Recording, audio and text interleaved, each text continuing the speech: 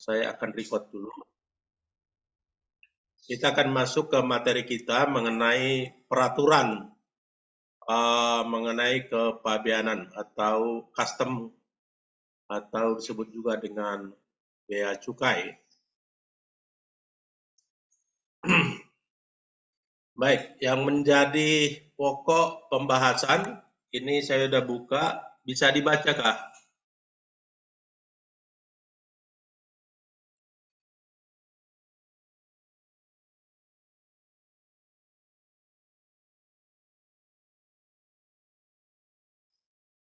Yaitu mengenai Undang-Undang Nomor 17 Tahun 2006. Ya, ini menjadi materi kita di chapter yang ke-8 ini. Ya, diharapkan setelah belajar ini mahasiswa mampu memahami ya tentang kepabeanan, yaitu Undang-Undang Nomor 17 2006 ya. Ini perubahan dari tahun sebelumnya yaitu tahun 95. Kenapa ada perubahan? Tentu kepabeanan ini kan semakin hari juga semakin luas cakupannya. Jadi kadang-kadang yang lama itu sudah tidak berlaku, dirubah lagi dengan atau diedit atau diamandemen dengan yang baru, tentu menyesuaikan dengan kondisi yang ada. Jadi dia selalu diupdate ya. Ini kegiatan ini mengenai penerapan aturan kepabeanan, menerapkan aturan kepabeanan. Bagaimana penerapan aturan kepabeanan tersebut?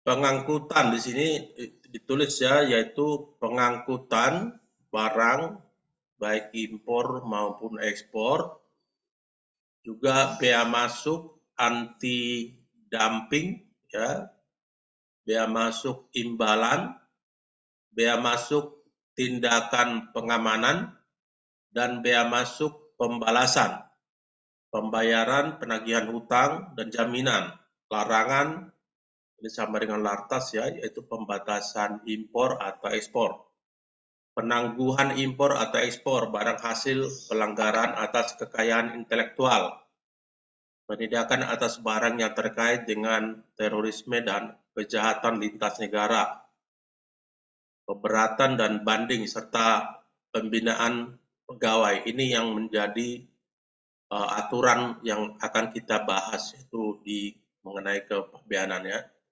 Jadi perlu kita tahu sebelum kita melakukan ekspor impor, maka ada sertifikasi atau seperti pelatihan untuk mendapatkan sertifikat kepabeanan ya, itu ada diberikan sama bea cukai. Jadi setiap perusahaan yang melakukan ekspor impor itu mempunyai ahli kepabeanan yang mengerti proses-proses di bea cukai. Dan itu juga tentu bukan hanya dapat sertifikat selesai, tapi kadang masih ada penerapan-penerapan baru, implementasi baru, atau ya menyesuaikan dengan kondisi. Seperti sekarang dengan adanya COVID kan itu juga disesuaikan bagaimana cara impor dan cara ekspor yang benar ya, yang tidak mengakibatkan ada orang lain yang kena COVID juga ya. Oke, deskripsi ya, bagian A deskripsi, detailsnya. Pesatnya perkembangan industri dan perdagangan menimbulkan tuntutan masyarakat agar pemerintah dapat memberikan kepastian hukum dalam dunia usaha. Ya, pemerintah khususnya Dirjen Bea dan Cukai memfasilitasi perdagangan dan harus membuat suatu hukum kepabeanan yang dapat mengantisipasi perkembangan dalam masyarakat dalam rangka memberikan pelayanan dan pengawasan yang lebih cepat, lebih baik, dan lebih murah. Ya. Kenapa perlu ada kepabeanan? Ya? tentu untuk menjaga juga di dalam negeri, jangan sampai ada dari luar main masuk aja ke Indonesia dengan bebas. Dulu ada tempat di mana di Batam itu bebas fee, bebas duty ya. Jadi orang bisa bebas, tapi itu daerah-daerah tertentu saja. Secara umum setiap negara menerapkan umpamanya ada bea masuk, kecuali ada agreement dengan isu certificate of origin atau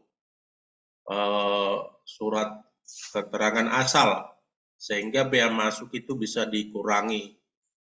Certificate of origin itu berbeda-beda tergantung kesepakatan negara Indonesia dengan negara yang lain. Umpamanya untuk ASEAN dengan Indonesia itu dikeluarkan Certificate of Origin atau surat keterangan asal yang namanya Form D Delta. Ya. Kalau Indonesia dengan RRC, dengan Cina, ada juga agreement-nya, yaitu Certificate of Origin-nya namanya Form E.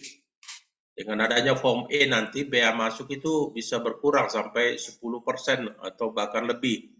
Karena ada agreement di kedua negara. Ya. Itu kegunaan Certificate of Origin. Namun hati-hati juga, kadang-kadang ada juga Certificate of Origin yang dipalsukan. Ya, sehingga tanda tangannya itu tidak sesuai dengan yang sebenarnya. Jadi kami pernah impor barang, ada Certificate of Origin-nya, ada.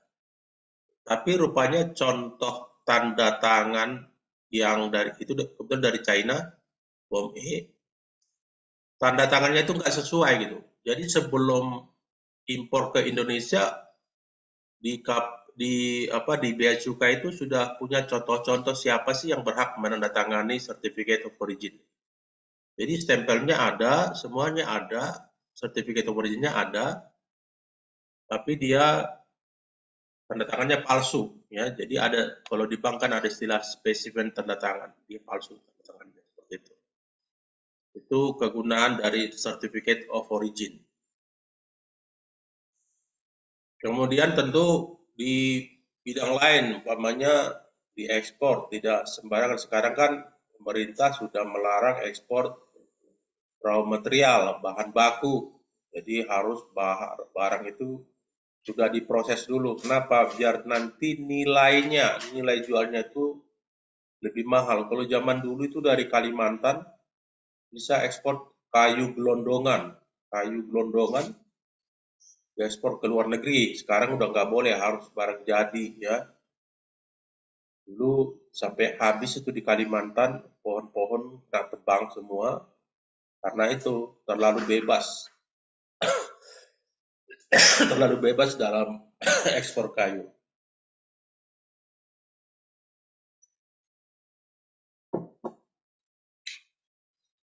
Oke, selanjutnya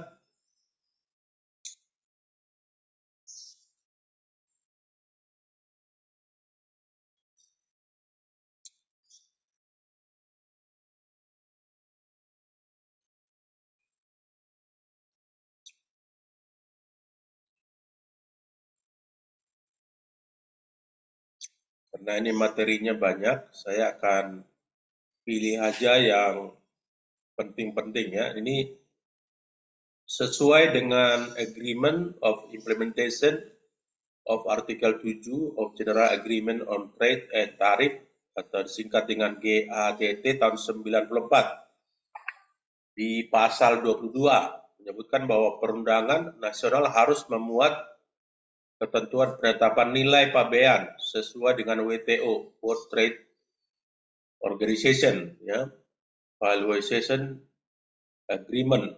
Ya.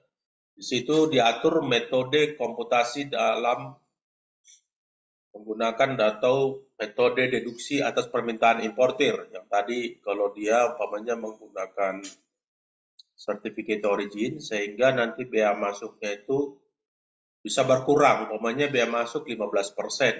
Dengan adanya CO tadi bisa menjadi 5%, jadi ada pengurangan.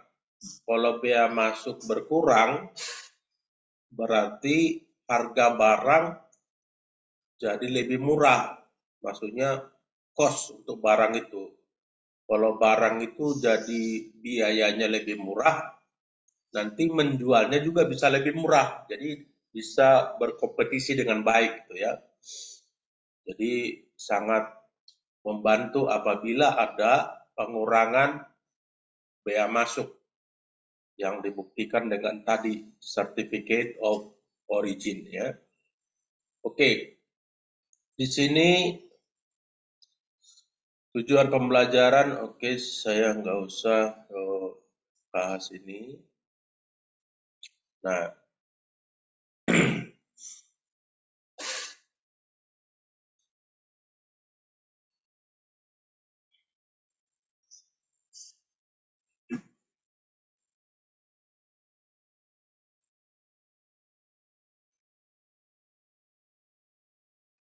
oke, di sini di pasal 2A, terhadap barang ekspor dapat dikenakan bea keluar. Ya, walaupun ini sangat jarang nih ya. Bea keluar dikenakan terhadap barang ekspor dengan tujuan untuk menjamin terpenuhinya kebutuhan dalam negeri. Ya, boleh ada ekspor, ada barang-barang tertentu yang kena larangan terbatas oleh pemerintah agar barang tersebut tidak hanya dijual ke luar negeri, tapi dalam negeri juga perlu gitu. Jadi dibuatlah seperti itu dengan adanya larangan terbatas. Dan yang B ini adalah untuk melindungi kelestarian sumber daya alam ya. Jadi seperti tanah itu nggak sembarangan bisa diekspor. Kami pernah ekspor tanah ke India. Tanah itu sebenarnya hanya contoh mau dibuat jadi batako ya tanah itu, tapi itu susah karena itu di sini katakan melindungi kelestarian sumber daya alam. Ya. Kemudian mengantisipasi kenaikan harga, ya. Mengantisipasi kenaikan harga. Kemudian menjaga stabilitas harga komoditi tertentu di dalam negeri ya. Kalau barangnya jarang, tentu harga bisa jadi naik ya, bisa jadi mahal. Jadi makanya di sini katakan menjaga stabilitas harga komoditi tertentu di dalam negeri. Pasal 3 ya, terhadap impor barang dilakukan pemeriksaan pabean ya. Jadi impor barang itu kan ada 3 lane ya. Ada jalur hijau, ada jalur kuning, ada jalur merah. Jalur hijau biasanya nih perusahaan udah bagus, tidak pernah aneh-aneh gitu. Impornya benar, impor yang tidak terlarang, tidak kena lantas. Itu diuji dulu nanti dikasih jalur hijau, berarti perusahaan itu sudah dipercaya sama bea cukai ya. Tapi ada juga kadang-kadang yang walaupun udah jalur hijau itu on sport sekali-sekali dibuat juga jadi merah. Mana tahu jadi nakal gitu kan ya.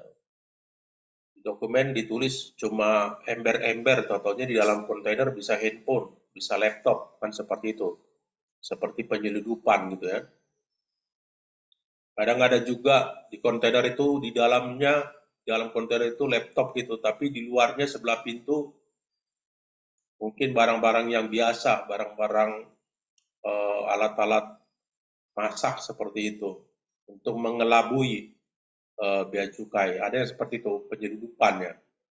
Jadi tadi ada hijau, ada kuning. Kalau kuning itu yang diperiksa hanya dokumennya, ya barangnya nggak diperiksa, hanya dokumen. Benar nggak dokumennya? Tapi kalau jalur merah, biasanya jalur merah ini untuk perusahaan-perusahaan yang kurang baik atau nakal, atau perusahaan baru, sehingga harus diperiksa dulu. Nah tentu setelah ada izin-izin semua ya, ada izin dokumen benar gitu. Nah kalau jalur merah, kalau tadi hijau nggak diperiksa, jalur kuning yang diperiksa dokumen. Kalau jalur merah itu dokumen diperiksa, barang juga diperiksa satu-satu. Jadi satu kontainer itu biasanya dibongkar dulu, dikeluarkan barangnya, dicek satu-satu. Kalau dia dalam peti, petinya juga dibongkar. Bahkan kadang-kadang mesin, nah itu harus dibongkar juga. Takutnya ada dalamnya narkoba gitu. Itu kalau jalur merah, jadi ada istilah bahandel ya. Bahandel itu pemeriksaan barang sama bea cukai. Nanti ada buruh yang membongkar barang itu. Dan itu memakan waktu ya. Itu kalau dia jalur merah. Makanya di nomor 1 dikatakan kan terhadap barang impor dilakukan pemeriksaan pabeanan sama bea cukai. Tentu tuh untuk mengantisipasi jangan sampai ada penyeludupan. Soalnya banyak sekali kadang pengusaha ini nakal. Dulu waktu tsunami di Aceh tahun 2003 ya, tahun berapa itu? Kami pernah katanya bantuan untuk tsunami Aceh gitu. Beberapa kontainer ternyata isinya mobil mewah. Ya. Jadi menggunakan jalur bantuan, tapi isi kontainernya itu mobil mewah yang akan dijual gitu. Jadi banyak pengusaha banyaklah pengusaha yang nakal gitu. Ada kadang-kadang seperti tadi satu kontainer di dokumennya umpamanya barangnya mungkin seperti barang pecah belah gitu untuk keperluan dapur. Ternyata di dalamnya itu laptop atau handphone seperti itu. Kenapa mau mereka menyeludupkan? Ya kalau handphone sama laptop kan nanti biaya masuknya kan mahal. Nah, kalau dibandingkan dengan pemainnya tadi alat-alat dapur seperti itu. Ya. Nah, dengan pemainnya lolos seperti itu, wah, dia bisa menjual barang dengan keuntungan yang sangat besar ya. Oke, yang nomor 2, pemeriksaan pabean sebagaimana dimaksud ayat 1 tadi, ya, meliputi penelitian dokumen, tadi ada dokumen, dan juga pemeriksaan fisik barang, bandel. Barang itu diperiksa. Sampai kalau mesin gitu, kadang-kadang kan ada rongga di dalamnya, itu harus diperiksa. Yang dikhawatirkan jangan-jangan diisi dengan barang-barang terlarang, entah narkoba, entah morfin, entah yang lain-lain seperti itu. Ketiga, pemeriksaan pabean sebagaimana dimaksud ayat 2 dilakukan secara selektif. Ya, maksudnya selektif itu tadi kalau yang jalur hijau itu kadang-kadang di waktu tertentu tiba-tiba dibuat jalur merah gitu ya. Istilahnya secara random jalur merah. Tujuannya apa? Apakah orang itu masih jujur nggak gitu loh. Ya, karena kalau dia nggak jujur ya bisa diblokir juga, bisa sampai izinnya dicabut, bahkan orangnya bisa dipenjarakan. Ya. Yang keempat, ketentuan mengenai tata cara pemeriksaan barang sebagaimana dimaksud dalam ayat 1 diatur lebih lanjut dengan berdasarkan peraturan menteri. Ya, bagaimana sih cara memeriksa barang itu? Kan biasanya kan turun satu kontainer umpamanya dari kapal. Nah, nanti kan kita ajukan PIB, pemberitahuan impor barang. Setelah diajukan PIB, ternyata dapat jalur, kan tadi biasanya jalur hijau, kuning, merah. Nah, kalau kita jalur merah, berarti barangnya harus diperiksa, dokumennya harus diperiksa. Dari itu kita harus mencari orang bea cukai siapa yang akan memeriksa barang. Biasanya kita akan temui orangnya dan dibawa ke tempat kontainer tempat pemeriksaan juga kan ada di di Tanjung Priok itu ada tempatnya khusus gitu. Ya.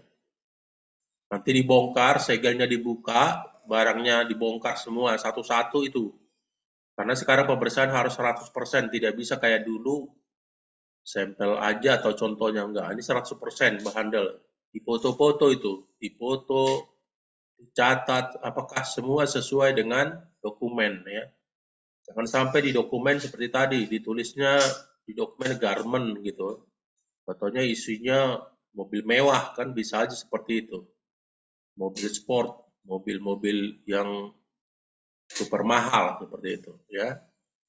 Jadi itu untuk mengantisipasi jangan sampai ada penyeludupan. Kemudian pasal 4 tetap dengan perubahan, oke ini saya nggak usah bahas.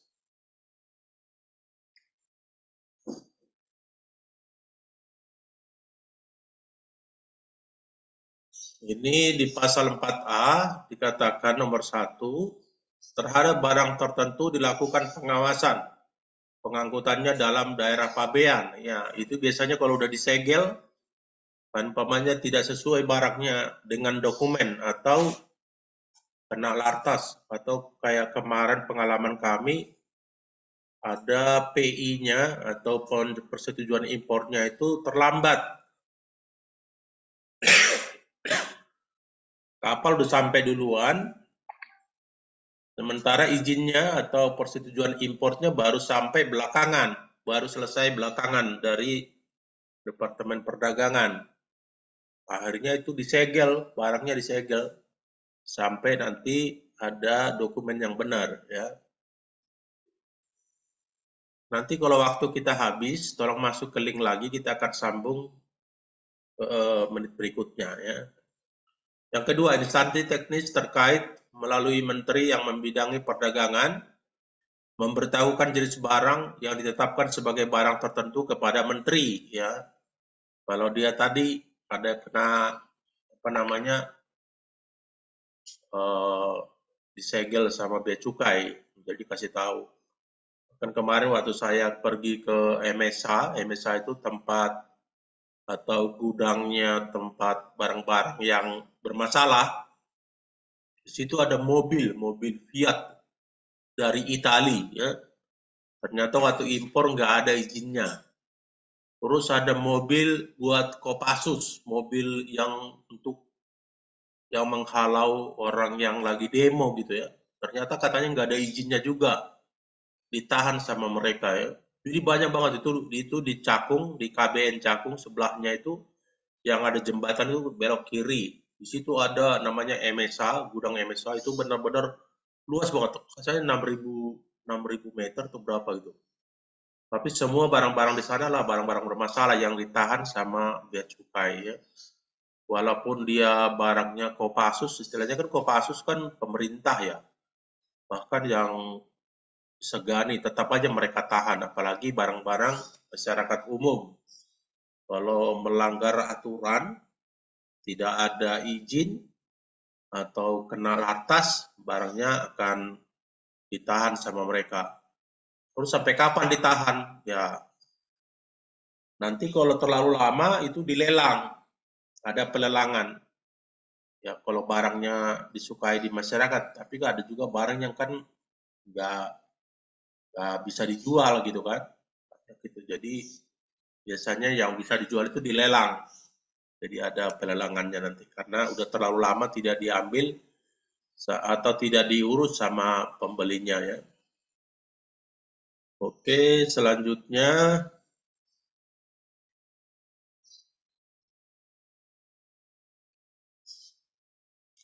pasal 5, ya. Pemenuhan kewajiban kepabeanan, ya, dilakukan di kantor pabean atau tempat lain yang disamakan dengan kantor pabean. Ya, kalau di Tanjung Priuk, kantor pabeannya itu di Jalan Pelabuhan, ya, yang di Induk. Induk itu yang dekat ke Pos 3, ya, Pos 3. Kalau kan ada di Cikarang juga ada CDP, ya, Cikarang Dry Port. Pelabuhan kering. Jadi pelabuhan bukan di tepi laut. Pelabuhan namanya tapi di darat. Namanya CDP. Sekarang Dry Port. Nah, di sana juga kantor bea cukainya itu di Cibitung. Ya, memang agak jauh. Nggak langsung di dekat CDP, Cikarang Dry Port. Jadi kadang-kadang kalau ada masalah, harus lari ke Cibitung, ngurus. Balik lagi ke CDP gitu, ya. Itu kantor kepabean. Kalau kantor pusat bea cukai, ada yang tahu di mana kantor pusat bea cukai yang di DKI? Siapa yang tahu? Tahu. Hah? Di Rawamangun nggak Pak? Tahu, Ya, Pak. di Rawamangun, ya, di Rawamangun. Saya beberapa kali datang ke sana bersama orang Jepang gitu. Kadang-kadang susah banget untuk bertemu dengan orang bea cukai. Dulu, ya, dulu. Jadi kita dulu pernah punya proyek untuk PLTA di Palembang. Jadi kita ingin diskusi gitu, susah banget, susah. Tapi kalau sekarang ini, kemarin terakhir juga saya ke sana malah nggak dilayani, tapi sebenarnya nggak boleh katanya, karena COVID itu semua harus online. Tujuannya agar tidak terjadi sogok menyogok gitu ya. Tapi mereka cukup itu. Maksudnya sekarang ini banyak perubahan karena yang menemui kita itu kadang-kadang langsung bosnya gitu, entah itu kepala seksi dan lain-lain. Jadi sudah banyak perubahan. Kalau dulu itu susah banget, semua serba main uang gitu ya. Itu di bea cukai, baik di Priuk, baik di saya pernah di Cibitung. Kita kira di Cibitung itu ini orang bea cukainya kan masih baru buka di sana gitu kan, karena ada CDP tadi Cikarang Dry Port itu. Kita kira orangnya baik-baik, ya ternyata orang bea cukai di sana juga rupanya yang dipindahkan dari Tanjung Priok juga. Jadi sama aja gitu. Tapi ada juga sebagian yang baik, sebagian ada yang apa namanya, susah diajak nego juga ada gitu ya. Kenapa? Ada juga orang-orang itu yang sangat textbook gitu. Apa peraturan yang ada kalau ada melenceng dikit nggak bisa, walaupun kita sudah berargumen gitu loh. Kami pernah kena notul sampai 3 miliar. Notul, nota pembetulan itu sampai 3 miliar. Akhirnya kita langsung bisa dapat akses ke itu, ke kepala kantor yang di Tanjung Priok. Setelah itu mereka datang ke Palembang memeriksa barang. Nah, ternyata benar bahwa barang tersebut itu adalah apa? Ada istilah part of. Kalau mobil kan satu, ada satu mobil gitu. Satu mobil. Bannya kan part of mobil itu gitu, ya. Bodinya atau mesinnya kan part of. Nah, bea cukai itu nggak mau waktu di awal nggak mau sehingga mereka kena kasih namanya notul, nota pembetulan atau seperti penalti hampir 3 miliar. Waduh, bos saya dulu marah-marah sampai berkali-kali saya sampai di bea cukai itu nungguin. Iya Pak Riki bea cukai. Mereka cuek aja nggak mau diajak meeting sekali mau, kedua ke nggak mau lagi. Akhirnya ketika ada akses ke apa ke kepala kantornya, ada teman yang bisa akses langsung dari jadi ke Palembang kepala kantor mengirimkan anak buahnya sendiri gitu. Jadi aturnya kena 3,2 miliar, kami hanya bayar cuma 4 jutaan. 4 juta itu yaitu tiketnya anak buahnya dia, hotelnya anak buahnya dia satu orang, sama makannya, sama uang saku aja, uang rokok gitu. Bayangkan aja dari 3,2 miliar jadi cuma 4 sampai 5 jutaan gitu ya.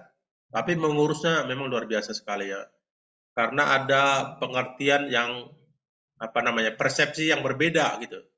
Dulu menggunakan master list, master list itu kan kalau ada satu project itu dibuat di satu master, namanya satu apa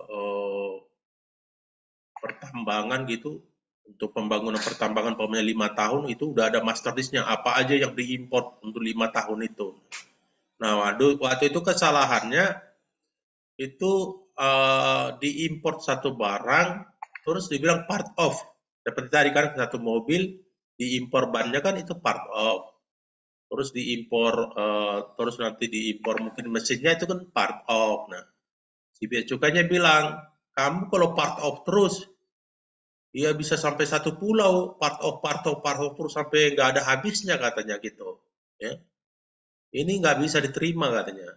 Akhirnya yang tadi solusinya untung ada yang bisa akses ke kepada pimpinan bea cukai di Tanjung Priok sehingga aturannya udah kena notul 3,2 miliar, kita cuma hilang 4 sampai 5 jutaan untuk membayar orang-orang orangnya kepala kantor tersebut gitu ya.